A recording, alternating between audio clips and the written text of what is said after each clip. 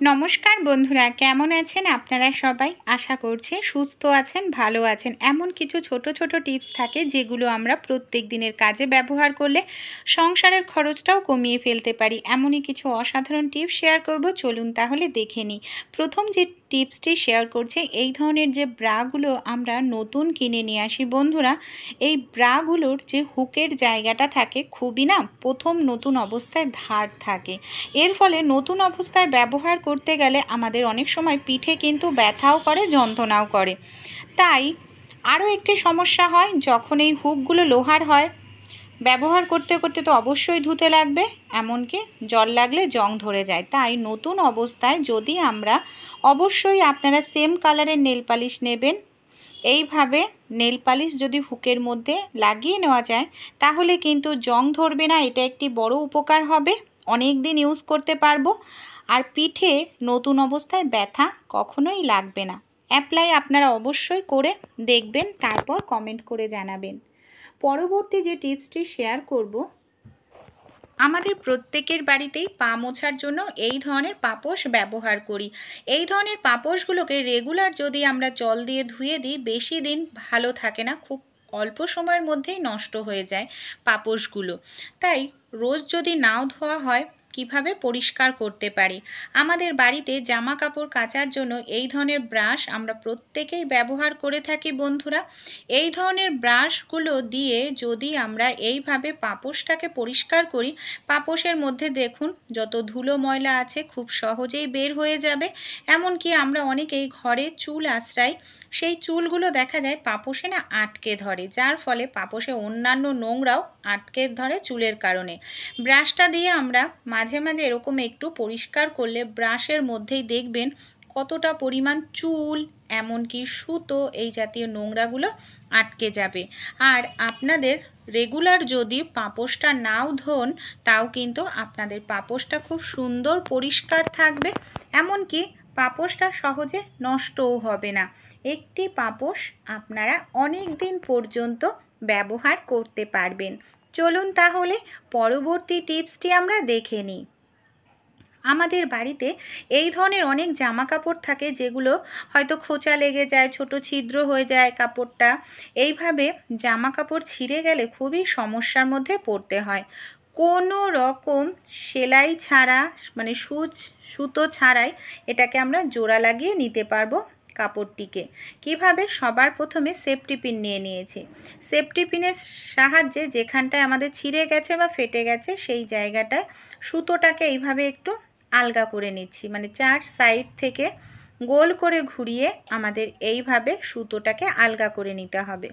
তারপর অবশ্যই আপনারা আপনাদের পছন্দ অনুযায়ী কিন্তু নেল পালিশ ব্যবহার করবেন।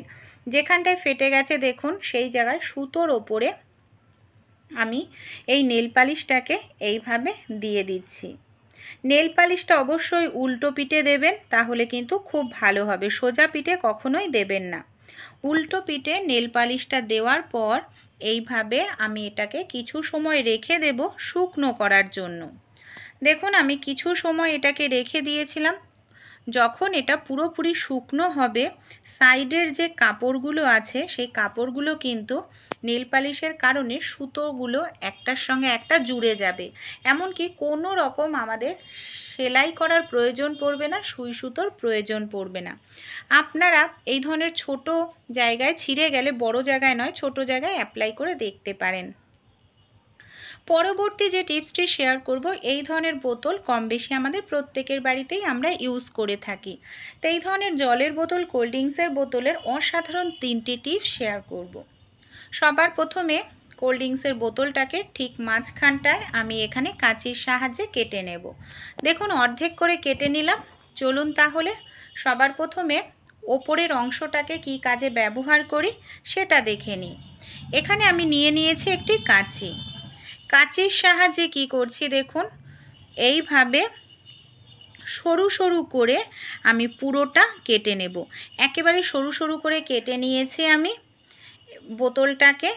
এবার আমি কি করছি, এইভাবে হাতের সাহায্যে আমাদের একটু ছড়িয়ে দিতে হবে এটাকে।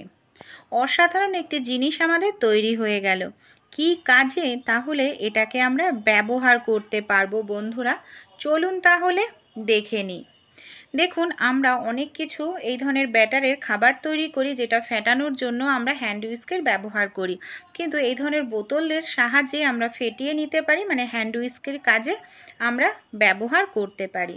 অবশ্যই আপনারাও ট্রাই করে দেখতে পারেন, আশা করছি উপকার পাবেন। পরের যে টিপসটি, এই ধরনের বোতলের নিচের অংশটাকে তাহলে আমরা কি কাজে ব্যবহার করব। আমাদের বাড়িতে বাচ্চাদের অনেক পেন, পেন্সিল এই জাতীয় জিনিস থাকে, এখানে সেখানে রাখে, পড়ার টেবিলে রাখে, দেখতে ভীষণ বাজে লাগে। তাই এইভাবে আমরা কিন্তু গুছিয়ে রাখতে পারি, দেখতেও ভালো লাগবে। চলুন তাহলে পরবর্তী আইডিয়া বা টিপসটি আমরা দেখে নিই। দেখুন, বোতলের নিচের অংশটাকে আমি নিয়ে নিয়েছি। এই অংশটাকে কিছুটা গ্যাপ দিয়ে এইভাবে আমাদের কেটে নিতে হবে। কিছুটা আমি এখানে কিন্তু গ্যাপ দিয়ে দিয়েছি বন্ধুরা, কিছুটা গ্যাপ দিয়েই আমি এইভাবে এটাকে বেশ কিছুটা অংশকে আমি কেটে বাদ দিয়ে দিলাম। এবার তাহলে এটাকে আমরা কি কাজে ব্যবহার করব। সাইডের যে অংশটা রয়েছে কিছুটা নিচু করার জন্য এই অংশটাকে আরে একটু আমি ডিপ করে কেটে দেব। দেখুন, এইভাবে আমি এখানটায় একটু ডিপ করে কেটে দিচ্ছি। একটি অসাধারণ জিনিস কিন্তু আমাদের তৈরি হয়ে গেল বলতে পারেন বন্ধুরা। এটাকে আমরা কি কাজে তাহলে ব্যবহার করতে পারবো, চলুন তাহলে দেখে নিই বন্ধুরা। এটা কিন্তু আমাদের তৈরি হয়ে গেল ফোন রাখার জন্য একটি স্ট্যান্ড। দেখতে পাচ্ছেন কত সুন্দরভাবে এটাতে আমরা ফোন রাখতে পারবো, ফোন পড়েও যাবে না। কারণ আমরা তো মুভি দেখি, বাচ্চারাও কার্টুন দেখে, ফোনে নানা কাজবাজ করি, এর জন্য ফোনের স্ট্যান্ডের প্রয়োজন পড়ে। তাই এরকম একটি বানিয়ে নিলেই কোনো রকম টাকা পয়সা খরচা করার প্রয়োজন পড়বে না, ফোনের স্ট্যান্ড তৈরি হয়ে যাবে। অবশ্যই ট্রাই করে আপনারাও দেখবেন। চলুন তাহলে পরবর্তী টিপসটি আমরা দেখে নিই। পরবর্তী যে টিপসটি শেয়ার করব বন্ধুরা, এখানে এই ধরনের যে ব্যাগগুলো আমরা ব্যবহার করি, অনেক সময় দেখা যায় যে ব্যাগগুলোর চেনের অংশটা সহজে খোলা যায় না, বন্ধ করা যায় না, খুবই মুশকিল হয় খুলতে কিংবা বন্ধ করতে। সেক্ষেত্রে আমাদের বাড়িতে বাচ্চাদের যে পেন্সিল থাকে, পেন্সিলটা নিয়ে এইভাবে আপনারা একটু ঘষে নেবেন চেনের ওপরে, তাহলেই দেখবেন খুব সহজেই আপনাদের চেনটা কিন্তু একেবারে স্মুথ হয়ে গেছে। কারণ পেন্সিলের যে কালিটা সেটা কিন্তু চেনটাকে স্মুথ করতে সাহায্য করে। দেখুন, এবার আমি চেনটা খুলে বন্ধ করে দেখাচ্ছি, এতে আপনাদের টাকাটা কিন্তু কিছুটা হলেও সেভ হবে। কারণ চেনটা নষ্ট হলে অনেকটা টাকাই আমাদের খরচা করে চেনটাকে ঠিক করতে লাগতো। পরবর্তী টিপসটি চলুন দেখে নিই। আমাদের প্রত্যেকের বাড়িতেই মহিলারা আমরা এই ধরনের শাড়ি ব্যবহার করে থাকি, কিন্তু কি হয় বলুন তো, এই ধরনের শাড়িগুলোর পাড় এমনিতেই মোটা থাকে, যখন পিন আপ করা হয় তখন দেখা যায় শাড়ির পাড় আরও বেশি মোটা হয়ে গেছে। আর আমরা সেফটি পিনটা দিয়ে পিন আপ করতে গেলে সহজে কিন্তু পিন আপ করা যায় না, খুবই সমস্যার মধ্যে পড়তে হয়। তাই আমরা যে সাবান গায়ে মাখি, সেই সাবান যদি আমরা এইভাবে সেফটি পিনের মধ্যে এক দুবার একটু ঢুকিয়ে নিতে পারি, তাহলেই কিন্তু সাবান লাগার কারণে সেফটি পিনটা যদি জং ধরা হয় তবু খুব সহজেই আমরা মোটা জায়গায় পিন আপ করে নিতে পারবো। ভালো লাগলে বন্ধুরা অবশ্যই আপনারাও ট্রাই করে দেখবেন, আশা করছি টিপসটি আপনাদেরও উপকারে আসবে। চলুন তাহলে আমরা পরবর্তী যে টিপসটি আছে দেখে নিই।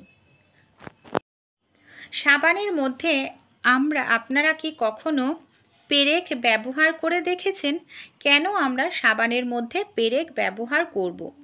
এখানে আমাদের বাড়িতে যে বাসন মাজার সাবান আমরা ব্যবহার করি, অনেক সময় দেখা যায় যে সাবানটা অতিরিক্ত গলে যায়, এতে সাবানের খরচাটা আমাদের অনেকটাই বেশি হয়। তাই ছোট্ট একটি কাজ আপনারা করতে পারেন। এইভাবে সাবানের ওপরের দিকটায় পেরেক দিয়ে ছোট্ট ছিদ্র আমি করে নিলাম। এবার আমি নিয়ে নিয়েছি এখানে সুতো। এখানে অবশ্যই বন্ধুরা আপনারা লাইলনের সুতো ব্যবহার করবেন।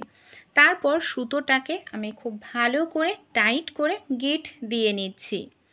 এবার এটাকে আমরা কোথায় কী কাজে ব্যবহার করব চলুন দেখে নিই। আমাদের যেখানে বাসন মাজার সাবান রাখি, দেখা যায় সাবানটা গলে যায়, খুব অল্প দিনে সাবানটা শেষ হয়ে যায়, মানে অপচয় হয়।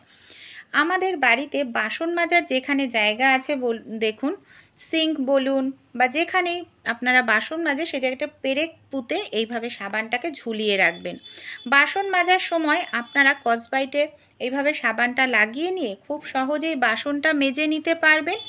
এতে আপনাদের সুবিধা কি হবে, সাবানটা গলবে কম, সাবানের মধ্যে কোনো জল থাকবে না, এমনকি খুব দ্রুত আপনাদের সাবানটা শুকিয়ে যাবে। দেখুন, ছোট্ট একটি টিপস কিন্তু ভীষণ উপকারী, অ্যাপ্লাই করলে আপনাদের খরচাটাও কিছুটা হলেও কম হবে। চলুন তাহলে আমরা পরবর্তী টিপসটি দেখে নিই। পরের যে টিপসটি, এখানে একটি পাত্র আমি নিয়ে নিয়েছি। পাত্রের মধ্যে দেখুন এখানে আমি কিছু রাবার মানে গার্ডার লাগিয়ে নিলাম। আমরা যদি গার্ডারের ওপর এইভাবে সাবানটাকে রাখি, সাইডে আমরা স্কচব্রাইট রাখি, তাহলেও কিন্তু সাবানটার জল খুব তাড়াতাড়ি ঝরে যাবে, সাবানটা খুব তাড়াতাড়ি শুকিয়ে যাবে, কম গলবে। পরবর্তী যে টিপসটি শেয়ার করব, আমরা বাচ্চাদেরকে এই ধরনের ব্যাগে পেন্সিল বক্সে পেন্সিল দিয়ে রাখি, কিন্তু সমস্যাটা কি হয়, দেখা যায় বাচ্চারা যখন স্কুলে যায় পেন্সিলের যে কল দিয়ে পেন্সিলটা ছোলে তার নোংরাটা হয়তো ব্যাগের মধ্যে ফেলে, না হয় দেখা যায় নোংরাটা তারা ক্লাসরুমে ফেলে। ব্যাগে ফেললেও ব্যাগটা নোংরা হবে, আর ক্লাসরুমে ফেললেও ক্লাসরুমটা কিন্তু নোংরা হবে।